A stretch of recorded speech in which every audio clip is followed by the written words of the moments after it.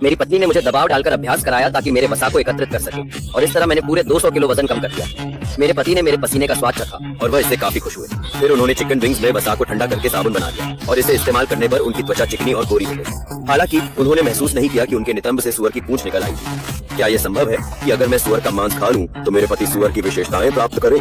इसके बाद मेरे पति ने इन जादुई साबुनों को धनी व्यक्ति को बेच दिया जिसने उन्हें 1 लाख कैश दिया और साथ ही 10 बॉक्स का अग्रिम ऑर्डर दिया। मेरे पति खुशी खुशी इस प्रस्ताव को स्वीकार कर लिया। मेरे शरीर पर केवल हड्डियों पर हल्की सी त्वचा बची थी।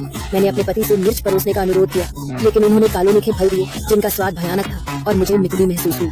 मेरे वसा से बने साबुन का रंग काला था और उसकी गंध इतनी तेज थी कि उसका उपयोग हाथ फुंसी उठाने के बराबर था। वो साबुन फेंक दिया गया। इसी बीच राजा का संदेश आया और समय के दबाव में उन्होंने फ्रिज का ताला खोला। अंदर के स्वादिष्ट खाने को देखकर मेरा मन मचल गया और मुझे एक ताजी लॉबस्टर खाने को मिली।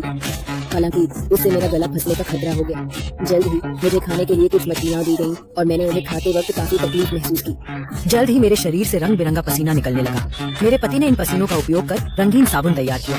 फिर उन्होंने साबुन का बॉक्स उठाया और डिलीवरी के लिए निकल पड़े। चुन राजा ने साबुन का इस्तेमाल किया और उनके शरीर में लॉबस्टर की पूंछ और पंजे विकसित हो गए। इस अप्रत्याशित घटना से मेरे पति घबरा गए।